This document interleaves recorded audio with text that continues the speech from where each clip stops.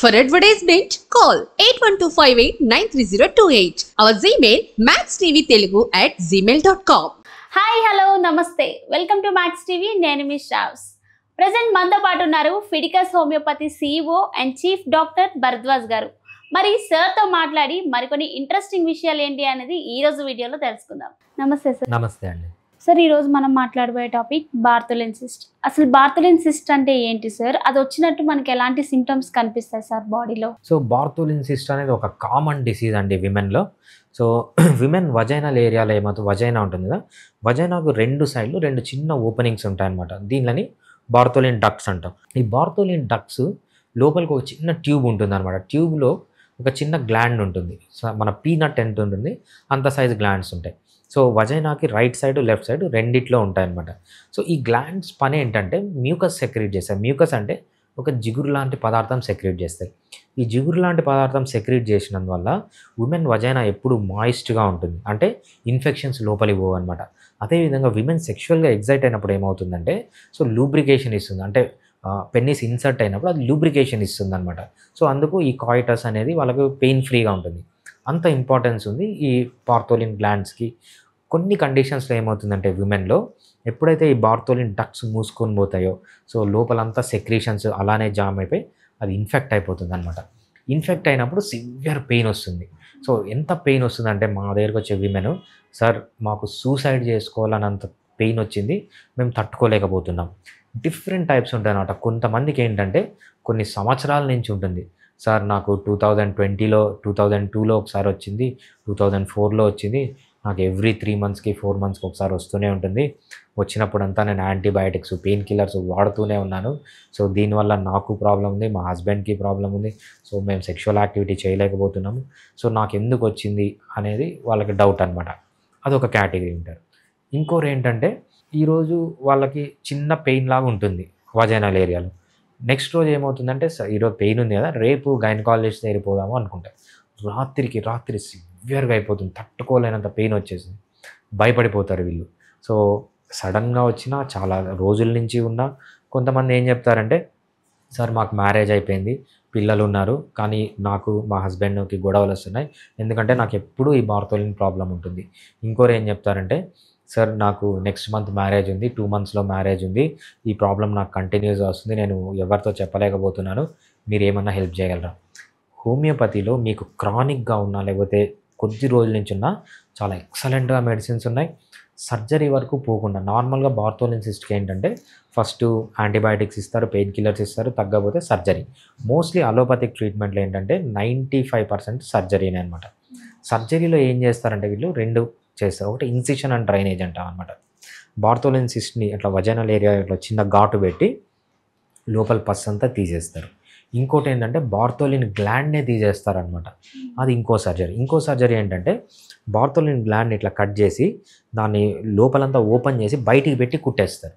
So ఆ బయటికి పెట్టి కుట్టినప్పుడు ఏమవుతుందంటే దాన్ని మార్సుపిలైజేషన్ అంటారనమాట. అది బయటికి పెట్టి కుట్టినప్పుడు అయితే లోపల వచ్చే సెక్రీషన్స్ అన్నీ అలానే వస్తుంటాయి, ఇవన్నీ బయటకు వచ్చేస్తుంటాయి. బయటకు వచ్చినప్పుడు జీవితాంతం వీళ్ళు ఒక శానిటరీ ప్యాడ్ పెట్టుకొని తిరుగుతూ ఉంటారనమాట. దాంట్లో మళ్ళీ ఇన్ఫెక్షన్స్ వస్తుంటాయి. సో అందుకు ఏ విధంగా చూసుకున్నా అలోపతిలో సర్జరీ అనేది మంచిది కాదు. బట్ హోమియోపతిలో సర్జరీ అవసరం లేకుండా నేను కొన్ని thousands of Bartholin cases treat చేశాను. నా దగ్గరకు వచ్చిన ఒక్క కేసు కూడా ఇంతవరకు సర్జరీకి వెళ్ళలేదు. అంత ఎఫెక్టివ్గా హోమియోపతిలో బార్తోలిన్ సిస్ట్ అనేది ట్రీట్ చేయొచ్చు. ఇనీషియల్గా కొంచెం ప్రాబ్లమ్స్ ఉండొచ్చు హోమియోపతి ట్రీట్మెంట్ చేసేటప్పుడు, but even single side effect, ఒక్క సైడ్ ఎఫెక్ట్ కూడా లేకుండా పర్మనెంట్ క్యూర్, అంటే మళ్ళీ రాకుండా ఉండడానికి హై ఛాన్స్ ఉంది. అందరిలో జరగదు. కొంతమందిలో ఏంటంటే బార్తోలిన్ సిస్ట్కి ఒక 3 మంత్స్ అట్లా ట్రీట్ చేసామంటే కొంతమంది ఒక 10 ఇయర్స్ వరకు రాదు, 20 ఇయర్స్ వరకు, 20 ఇయర్స్ తర్వాత ఎప్పుడో మళ్ళీ ఒకసారి వస్తుంది. చాలామందికి అట్లా లేట్ అవుతుంది, కొంతమందికి వెంటనే వస్తుంది అనమాట. కాకపోతే హై ఛాన్స్ దట్ మీరు సర్జరీ వరకు పోకుండా మీ బార్తోలిన్ గ్లాండ్స్ అనేవి చాలా యూస్ఫుల్ అవి. సో ఆ బార్తోలిన్ గ్లాండ్స్ని కాపాడుకుంటూ పెయిన్ తగ్గించుకోవచ్చు, స్వెల్లింగ్ తగ్గించుకోవచ్చు, ఇంటెన్సిటీ తగ్గించుకోవచ్చు, ఫ్రీక్వెన్సీ తగ్గించుకోవచ్చు, పర్మనెంట్ క్యూర్ కూడా చాలా హై ఛాన్స్ ఉంటుంది హోమియోపతిలో. సార్ అసలు బార్తోలిన్ సిస్ట్ ఎందుకు వస్తుంది సార్? రాకుండా కూడా మనం ఏమైనా ప్రికాషన్స్ తీసుకోవచ్చా సార్? సో బార్తోలిన్ సిస్ట్ ఎందుకు వస్తుందంటే అండి, ఏవైతే బార్తోలిన్ డక్ట్స్ అంటామో వజైనా పక్కన అవి క్లోజ్ అయిపోతాయి అనమాట. ఎందుకు క్లోజ్ అయిపోతారంటే నీట్నెస్ సరిగ్గా లేకపోవడం వల్ల, అక్కడ డ్రై అయిపోవడం వల్ల, సో అక్కడ ప్లగ్స్ ఫామ్ అయిపోయి. చాలామందికి ఇంకో రీజన్ ఏంటంటే టైట్ క్లాత్స్ వేసుకుంటారు, ఎస్పెషల్లీ టైట్ జీన్స్ వేసుకుంటూ ఉంటారు. టైట్ జీన్స్ వేసుకున్నప్పుడు ఏమవుతుందంటే వీళ్ళకి సో అది ప్రెషర్ పడి ఆ డక్ట్స్ అనేవి మూసుకొని పోతాయి అనమాట.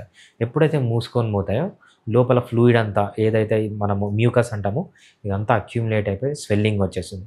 ఇనీషియల్గా ఏంటంటే బార్తోలిన్ సిస్ట్ అంటాం అనమాట. ఎప్పుడైతే ఇన్ఫెక్షన్ అవుతుందో దాన్ని ఏమంటారంటే ఇన్ఫెక్షన్ అయితే బార్తోలినైటిస్ అంటాం అనమాట. ఎప్పుడైతే అది ఇన్ఫెక్షన్ అయ్యి లోపలంతా పస్ ఫామ్ అవుతుందో బార్తోలిన్ యాబ్సెస్ అంటాం అనమాట. బార్తోలిన్ సిస్ట్ అన్నా, లేకపోతే బార్తోలినైటిస్ అన్నా, బార్తోలిన్ యాబ్సెస్ అన్నా, ఒక్కసారి యాబ్సెస్ ఫామ్ అయినప్పుడు అది ఓపెన్ అవుతుంది. దాన్ని బార్తోలిన్ సైనస్ అంటాం అనమాట. ఇవన్నీ ఒకటే diseases. So different stages of diseases. ఏ స్టేజ్లో ఉన్నా కూడా మనం హోమియోపతి ట్రీట్మెంట్ తీసుకోవచ్చు. దీనికి మెయిన్ రీజన్ ఏంటంటే వజైనల్ ఏరియా క్లీన్గా లేకపోవడం. అదేవిధంగా ఒక్కొక్కసారి ఏమవుతుందంటే అన్నీ బాగానే ఉన్నా కూడా మనకు తెలియకుండా ఒక్కొక్కసారి వచ్చేస్తుంది అనమాట. దానికి మనం ఏం చేయాలి? సో ఇలాంటి ప్రికాషన్స్ అంటే వెజనల్ ఏరియా హైజెనిక్గా ఉంచుకుంటే ఈ ప్రాబ్లం కొంచెం తగ్గుతుంది అంటారు. ఎటువంటి ప్రికాషన్స్ తీసుకోవాలంటే చాలా సింపుల్.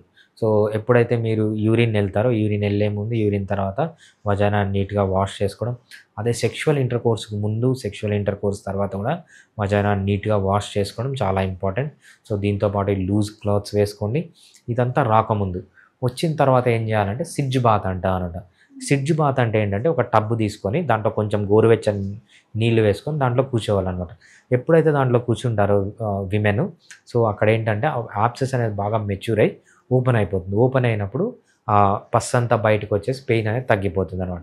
సో ఇది రాకుండా తీసుకోవాల్సిన జాగ్రత్తలు వచ్చిన తర్వాత సిడ్జ్ బాత్ అనేది చాలా ఇంపార్టెంట్. చాలా బాగా చెప్పారు sir. Thank you so much. Thanks అండి.